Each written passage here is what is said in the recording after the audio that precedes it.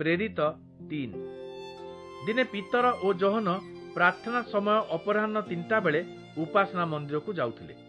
सेठारे सुंदर नामक द्वार पाखरे जड़े लोक थिला। से जन्मरु छोटा मंदिर को जाउथवा लोक मानक ठारो भिक्षा मागिबा पई प्रतिदिन से द्वार पाखकु बुहा होई जाउथला। पीतर और जोहन को मंदिर भीतर को जिबार देखि से सेमानकु भिक मागिला। सेमाने ताहाकु स्थिर दृष्टि चाहिए और पीतर कहिले आम आड़कू चाह। तेणु से सेमानक ठारू किछि पाइबा आशारे सेमानक आड़कू चाहि रहिला। किंतु पीतर ताकू कहिले मो पाखरे सुना कि रूपा नाही, किंतु जहा अछि मु तोते देउछि। नाजरीतीय जीशुंक नाम रे मु आदेश देउछि, उठी चाल। यह कही से तार डाहाण हाथ धरी उठाइले। सेही क्षणी लोकटीर पाद और बड़ागंठी सबु बलिष्ठ हैला। से कुदा मारी उठी ठिया हैला और चालिबाकू लागिला। तापरे से चालू चालू कुदा मारू मारू एवं ईश्वरक प्रशंसा करू करू सेमानक संगे मंदिर को गला। सेठार लोक माने ताकू चालिबा और ईश्वरक प्रशंसा करिबा देखिले। ताहाकू सुंदर द्वार निकटरे बसिथिबा भिकारी बोली चिन्हिले और ताहा प्रति जहा घटितला सबू जानी सेमाने विस्मित और हतबुद्धि हेले। से लोकटी पीतर और जोहनक संगे संग रहिबार देखि लोक माने विस्मयापन्न होई सलोमनक मंडप निकट को दौड़ी गले।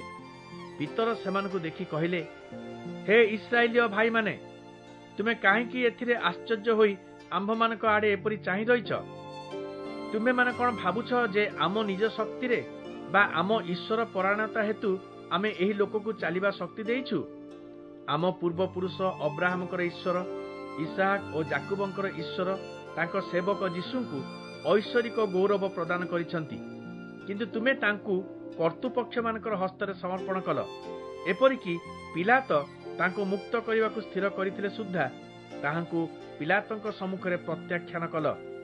से जड़े पवित्र और धार्मिक व्यक्ति, किंतु तुमे माने ताहांकु प्रत्याख्यान कल और तांको परिवर्ते तुम मानकु अनुग्रह देखाई गोटे नरहंता को मुक्त करने पाई पिलातंकु कहिल।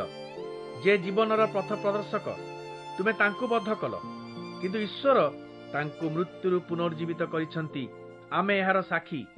तांको नामर शक्ति ही एही छोटा को सुस्थ करिछि। जो घटना वर्तमान तुमे माने निजे देखि सत्य बोली जानिछ, ताहा केवल तांको नाम रे विश्वास करिबा द्वारा साधित होईछि। जीशुंक ठारे विश्वास करिबा द्वारा से जे सुस्थ होईछि एहा तुमे माने देखियछ। तेणु भाई माने, तुमे माने ओ तुम नेतृवर्ग जीशुंक प्रति जहा कल ताहा अज्ञतावशत करिछ, एहा मु जाने। बहु पूर्वे समस्त भाववादी मानक मुखरे ईश्वर घोषणा करथिले जे मसीहंकु दुख भोग करबाकू हेबो। एहीपरि भावरे वर्तमान ताहा सफल होईछि। अतएव अनुताप करी ईश्वरंक आड़कू फेरी आस। तेबे से तुमर पाप क्षमा करिवे और प्रभुंक ठारू तुमे आध्यात्मिक शक्ति पाइबो। ईश्वर तुम मानक पई पूर्वरु मनोनीत मसीह जीशुंकु पुनर्बार पठाइबे। पूरा कालर धार्मिक भाववादी मानक द्वारा ईश्वरंक घोषणा अनुसारे समस्त विषयर नवीकरण हेबा पर्यंत से स्वर्ग रे अवस्थान करिवे। ए संपर्क रे मूसा कहिथिले, तुम प्रभु ईश्वर तुम मानक निकटकू मो परी जणे भाववादी को पठाइबे। से तुम निज लोकमानक मध्यरु जणे हेबे। से तुम मानकू जहा कहिबे सेही समस्त विषय तुमे माने पालन करिबा उचित। जे केही सेही भाववादी वाक्य पालन न करे ताको ईश्वरंक लोकमानक ठारू पृथक करी विनष्ट करा जिवो। वर्तमान जहा घटु अछि सेही विषय रे सामुएलंक समेत सबु भविष्यत वक्ता माने वार्ता प्रचार करी कहिथिले और तांकर परवर्ती भविष्यत वक्ता माने मध्य एही विषय घोषणा करिथिले। भविष्यत वक्ता मानक मुखरे ईश्वर जेउ सबु प्रतिज्ञा करिसंती ताहा तुम मानक पई उद्दिष्ट। पुणी ईश्वर तुम मानक पूर्व पुरुष मानक सहित जेउ चुक्ति स्थापन करिसंती तुमे माने सेथिर अंशीदार। ईश्वर अब्राहम को कहिथिले, तुमर वंशधर मानक द्वारा मु पृथ्वीर समस्त जाति को आशीर्वाद करिवि।